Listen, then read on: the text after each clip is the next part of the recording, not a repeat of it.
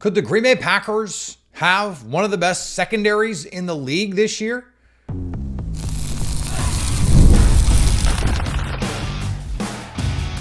You are Locked On Packers, your daily Green Bay Packers podcast. Part of the Locked On Podcast Network, your team every day. You are Locked On Packers, part of the Locked On Podcast Network, your team every day. I'm Peter Bukowski, and I cover the Packers for The Leap, a newsletter I would love for you to subscribe to. Follow me on Twitter, Peter_Bukowski. Follow the podcast on Twitter, Locked On Packers. Like us on Facebook. Subscribe to the podcast to iTunes, Spotify, Google Podcasts, wherever you find podcasts. You will find Locked On Packers, the number one Packers podcast on the internet, and the show for fans who know what happened. They want to know why and how. Today's episode brought to you by our friends at Game Time. Download the Game Time app, create an account, and use code LOCKEDONNFL for $20 off your first ticket purchase. Last minute tickets, the lowest price guaranteed. Terms do apply. The Packers have plenty of talent in their secondary. Can they be one of the best groups in the league? Well, Pro Football Focus came out with one of their rankings recently and had the Packers in the top 10. And I have to be honest, and because I have criticized some of these rankings in the past, I can't just act like, well, because Pro Football Focus says it, it must be gospel. I joked about that on Twitter, but clearly that's not how I feel about this stuff. We are in ranking season. This is just how this is going to work. But so I thought about it and I said, look, I don't think they're a top 10 group right now today. This was not a good defense last year. Now, there were extenuating circumstances. And I started to think about it and I thought, well, there is certainly a case to be made that this could happen. If Eric Stokes is the guy that we saw in 2021, that's not a huge ask. We're asking him to be a player we've already seen him be. If Jair Alexander is the healthiest version that we've seen of him for 17 games, I have no doubts that he's going to be, at the very least, a Pro Bowl level, if not all pro level corner. Xavier McKinney was one of the best safeties in the league last year. We saw him play at a high level in a defense, by the way. That's a lot of cover 3, a lot of cover 1, and a lot of blitzes. There are definitely overlaps and similarities between what Wink Martindale wanted to do in New York and what we assume Jeff Hafley wants to do in Green Bay this season. And Keyshawn Nixon, while I don't think he's, like Chris Harris Jr. reincarnated in the slot, I think that he can take a step forward. I think in this defense, he is someone who certainly has the continuity with the other players. He's a smart veteran player, got better as a tackler. Look, I've advocated for him playing some safety. I hope they get creative with him. And I thought he got better last year as the year went on. And then as someone who was very high on Javon Bullard, the best version of Javon Bullard is a really, really good football player. So as an ideal 5, Eric Stokes, just being what we've seen, not even take a step forward from that. Jair Alexander, just being what we've seen, those two guys being healthy. Xavier McKinney, just being what he was last year. Keyshawn Nixon, just being what he's been. And then Javon Bullard being what he could be. That's really the only one that requires significant projection in the NFL. Everyone else, we've seen them do it in the NFL. You had a second round pick with real pedigree from one of the best defensive programs in the country, if not the best. And you go, okay, that's a really nice 5. Then you've got Carrington Valentine as depth. Anthony Johnson Jr. comes back, and then you have Evan Williams, Bottled and Bond, Keaton Oladapo that you added on day 3 for safety depth. There's real depth here now, and that's not even including Corey Ballantyne, who is a honestly a mighty fine boundary cornerback 4. Like for a 4th boundary corner, he is really good for a 4th boundary corner. Like for a starting NFL corner, not really good. But in a pinch, if he needs to give you some reps, he can do that.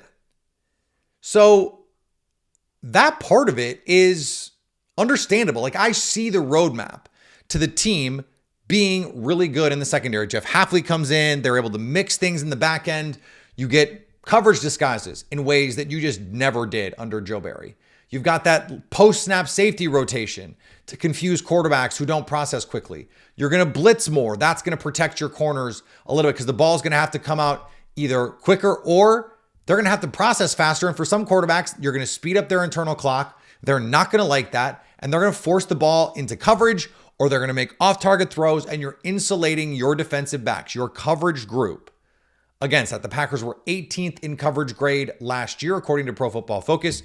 This was a bottom 8, bottom 10 defense by almost any metric you want to use. And so you have to hope that health is a big reason why they can be better in 2024. Just a healthy version of Eric Stokes, a healthy version of Jair Alexander. Just start there. That's a really nice starting point. 2 boundary corners that have played at a high level in the NFL. And I need to reiterate this for the millionth time. Eric Stokes as a rookie was not good for a rookie. He was, but it wasn't just. Like, that's not the qualifier. He wasn't just, oh, he was pretty good for a rookie. Like, that's not what it was. He was pretty good and a rookie.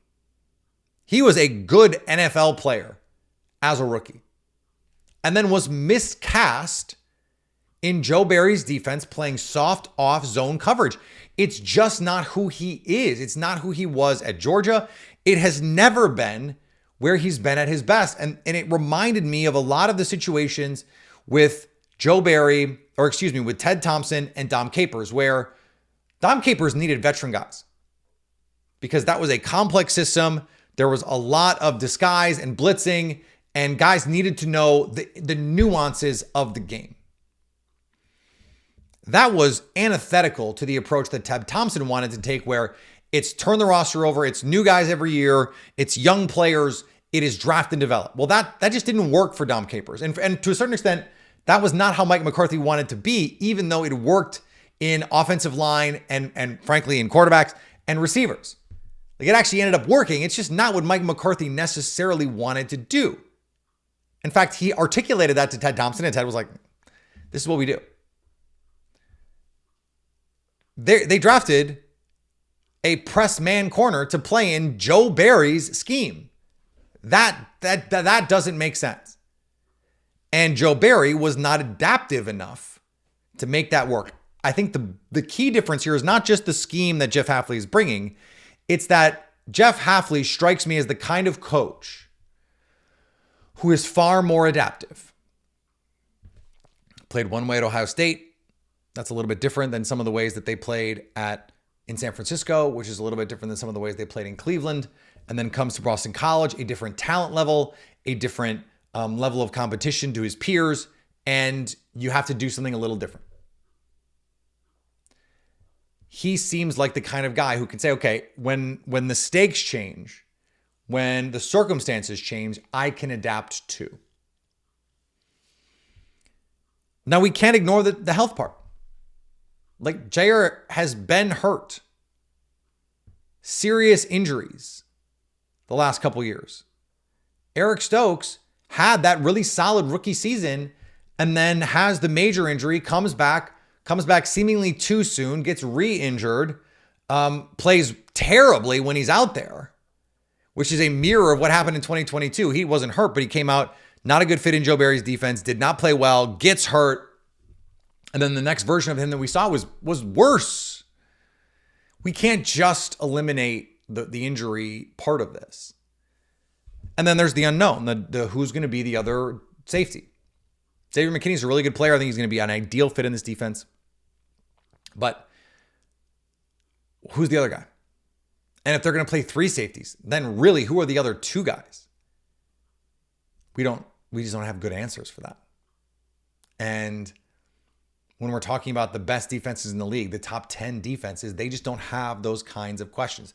The Packers have talent. And I think the pass rush, their ability to get after the quarterback, to create disruption and penetration up front, Rashawn Gary, Lucas Van Ness, Preston Smith, Kenny Clark, Devontae Wyatt, Carl Brooks, all those guys, Kingsley Nigbare, Kobe Wooden, they're going to be able to make life easier. The coverage disguise, the blitzes with Edgerrin Cooper and Quay Walker and Isaiah McDuffie, they're going to be able to help this secondary in a way that Joe Barry just wasn't. but there's still plenty of questions. All right, we're going to flip to the other side of the ball when we come back here on Locked On Packers. Today's episode brought to you by our friends at Game Time. It's baseball season, baby. And one of the best things to do on like a Wednesday afternoon, if you've got a little extra time, on a Saturday afternoon, if you're not working, is head to a baseball game.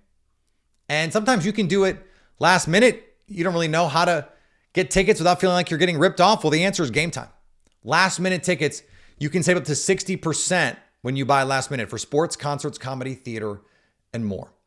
Save even more when you choose a section and let Game Time choose the seats. It's called a zone deal on Game Time. Plus, your purchase is covered with the most flexible customer service policy in the ticketing industry.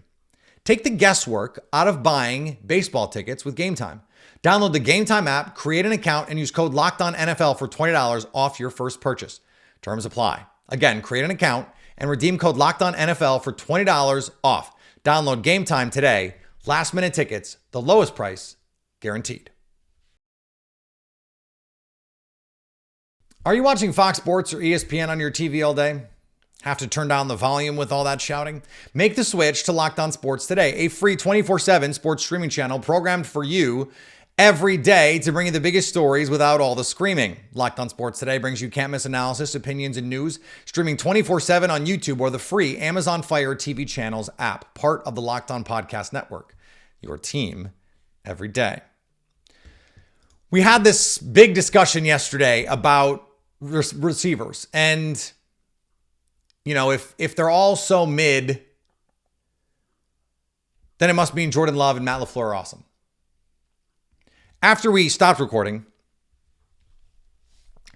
I thought of an even more precise way to look at this.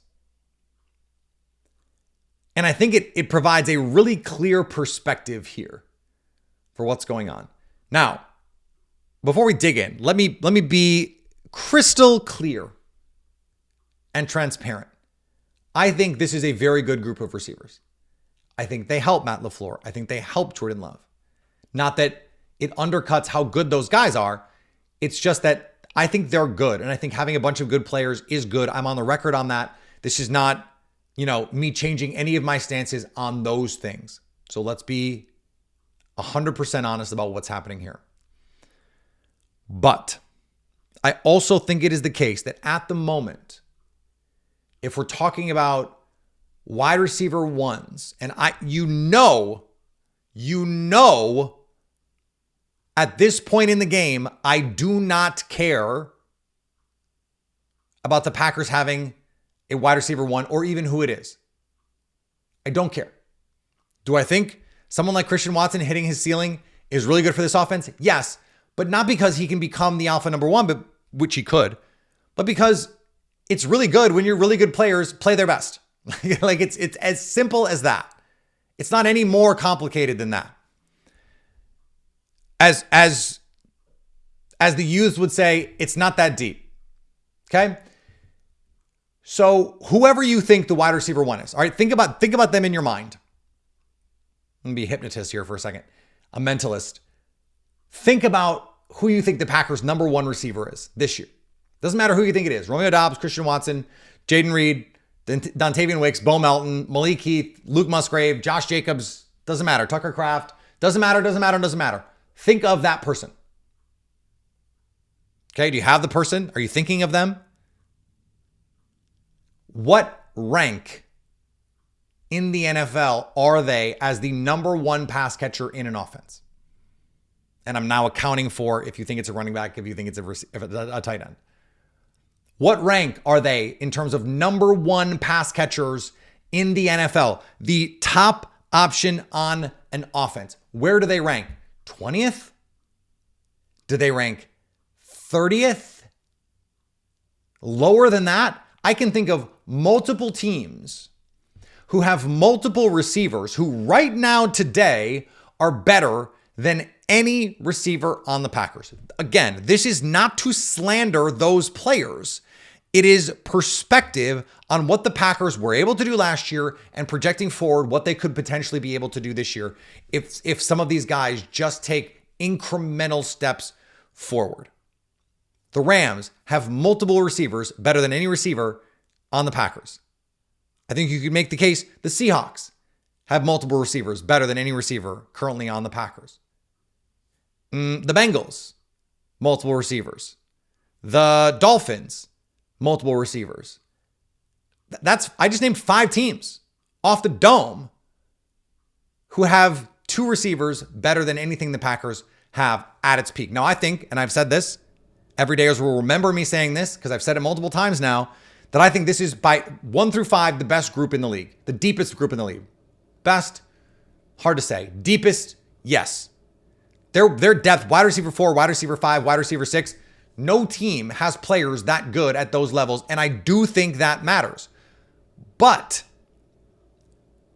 think about that wide receiver 1, where they rank in the NFL.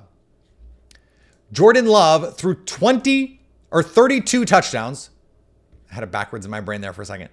32 touchdowns, top 5 in touchdowns, throwing to that offense with that guy as the number 1 receiver on the team. This was a top 5 offense in EPA per play with that player as wide receiver 1. I went through the guys, okay? Top 10 by EPA per play last year, the quarterbacks. This is the list. It's Brock Purdy. Speaking of teams with 2 receivers better than anyone the Packers has. It's Dak Prescott. He has CeeDee Lamb. It's Josh Allen. He had Stephon Diggs. It's Tua. They were on the list. Then it's Jordan Love. 5th in EPA per play last year. And these are his receivers. After him, Kirk Cousins, he's got the best receiver in the league, Justin Jefferson. Jalen Hurts, 2 receivers. I didn't even mention the Eagles. A.J. Brown, Devontae Smith, 2 receivers better than anyone on Green Bay. Lamar Jackson. Okay, Lamar Jackson. He's in the conversation. He's an MVP for the reason, though. He's the freaking MVP of the league. Patrick Mahomes, they won the Super Bowl. I think he's the best quarterback to ever walk this planet of Earth. And I think you can also make the case that Rashee Rice last year was as good or better than any Packers receiver. So he might not even qualify. And then Baker Mayfield, he's throwing to Mike Evans and Chris Godwin. If you go further down the list, it's guys like Jared Goff who have Amon-Ra St. Brown. Lions fans are quick to point that out. They have Sam Laporta. So Matthew Stafford is below that with Cooper Kupp and Puka Nacua. Jordan Love was more productive, more efficient than those guys with a wide receiver 1 who, like, what are we doing here? Where would you rank the best Green Bay receiver? I looked it up. Pro Football Focus. Among receivers who got 20% of 197 total targets. So what are we talking about here? We're talking about roughly 40 targets. Did I do that math right? I think so. The highest graded Packer by Pro Football Focus, by receiver grade, was Dontavian Wicks. He was 29th. 29th. And yes, multiple teams have multiple players ahead of the Packers. And yet this is how good the offense was. Again, this is not to slander these receivers who I think are really good, especially as a group. I think they're really good. I think they're complimentary. And I think Doug Farrar just wrote a really good piece about this, about how teams without clear-cut number 1s are running an offense that becomes really difficult to stop because you can't. The thing we've been talking about on this show for months is you can't lock into any one player, and that there is so much value in being able to do that. So when we look at this offense, even the question of do they need an alpha wide receiver 1? They answered it last year. No. But what I think is, and it's intuitive, and I talked with our pal Marcus Mosher from Locked On Cowboys about this yesterday. It's intuitive to say when the playoffs come, that's what you need. Except the Chiefs didn't. And a couple years ago, the Eagles with Nick Foles, they didn't. And if you look at the Super Bowl champions over the last decade or so, how many of them drafted a true alpha number one? The Patriots didn't have a true alpha number one receiver ever. Now, Rob Gronkowski, but they won multiple Super Bowls with either Gronk hurt, and I don't want to hear about Martellus Bennett. He was not anywhere near as good as Gronk, or old. Like, I know he had a nice Super Bowl against a Chiefs team that was dead on arrival. That second Patriots Super Bowl, it's not like Gronk was like the thing. It was Julian Edelman, who's a 7th round slot receiver. Not your like elite number one receiver. Like the 18th best receiver in the league. They came back to beat Atlanta, throwing to James freaking, like their third running back. They came back doing that to win that game. Don't tell me you need all of this stuff. You don't. You need players who know where to go, and you need a coaching staff that knows how to use them. That's what the Packers have. That's what the Packers have. Now, here's the question that I want to ask that's related to this. Where do the tight ends fit in all of this? Luke Musgrave, Tucker Kraft. They're really talented players. We saw flashes of greatness from them last year. Where do they fit in all of this? We'll talk about them next on Locked On Packers.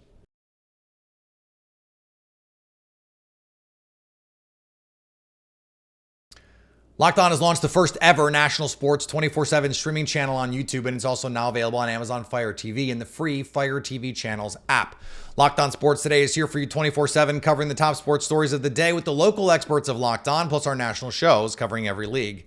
Find Locked On Sports Today now available on the free Fire TV channels app. As we were talking about, the best versions of this team, I said, look, I think 12 personnel can be a real weapon for the Packers in 2024, just like I thought it was in 2023.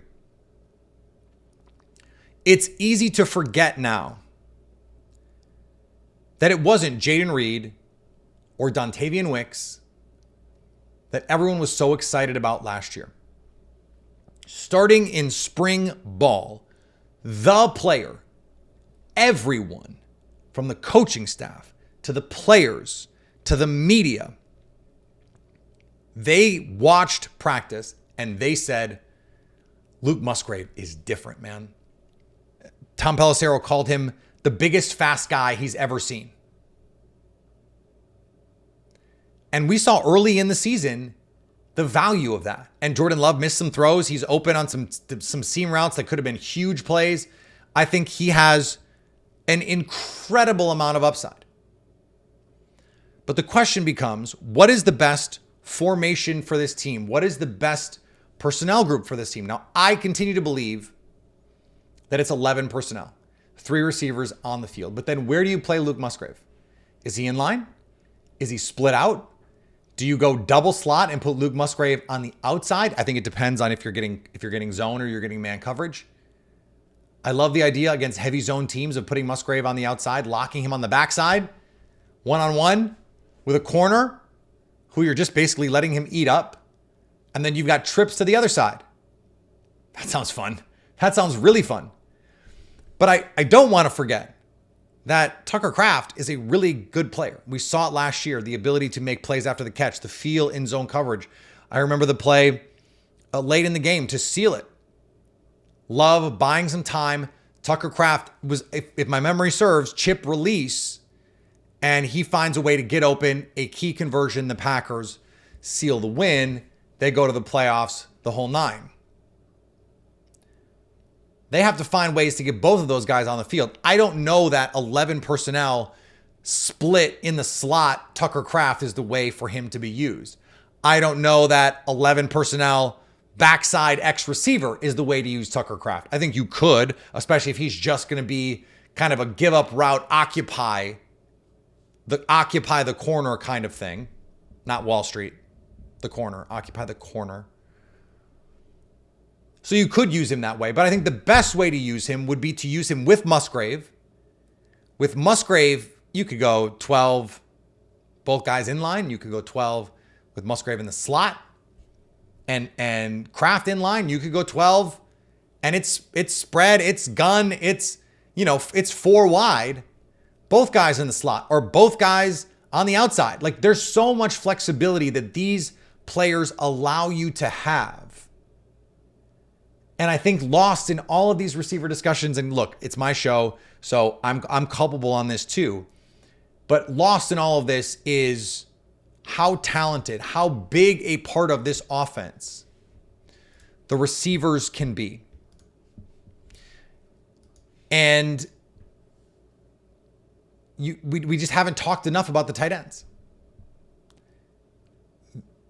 As Jordan Love gets more comfortable in this offense, we saw him in the first half of the season when Luke Musgrave was healthy.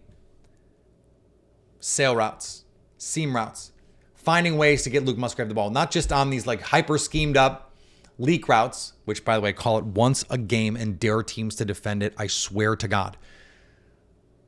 But then when it was Tucker Kraft, there's the schemed up low red zone stuff that they killed teams with because they ran the ball effectively, because they were willing to play in heavy personnel.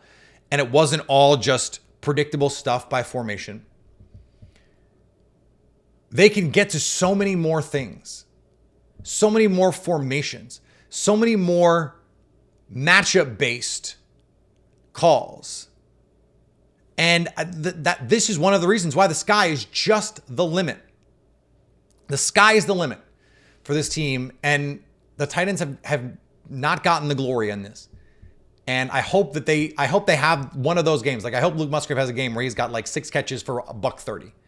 Or Tucker Kraft has a game where he's got 5 catches for 90 yards and 2 touchdowns.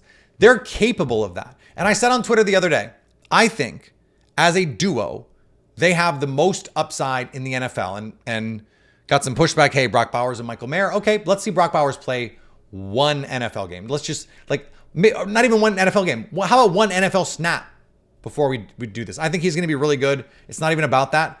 But, like, we've gotten excited about rookies before. And I think part of this is we have this draft industrial complex. It's becoming a cabin industry. And now everyone thinks that they're draft experts. And we spend so much time talking about the draft, and we have so much information that we are so invested that our investment makes us feel like, okay, well, these players are probably going to be good or useful or whatever. And what do I say? What do I say? Put it on my gravestone. Most rookies are bad. By the way, that means a lot of the Packers players from last year are probably going to be a lot better this year. But we'll see. We'll see. All right, back next week. I hope everyone enjoys their 4th. I hope everyone is responsible with their fireworks. Responsible with whatever else they're doing on the 4th, whether it's boating, consuming mass quantities of adult beverages, whatever else you're into. Let's have some fun. Let's celebrate America. Enjoy your cheeseburgers, enjoy your beers, whatever it is you're out there doing. Enjoy it, celebrate it, and we'll be back next week. Follow me on Twitter, Peter_Bukowski. Follow the podcast on Twitter, Locked On Packers. Like us on Facebook. Subscribe to the podcast wherever you get podcasts. And on all the social medias, Twitter, TikTok, Instagram, YouTube, so you can stay Locked On Packers.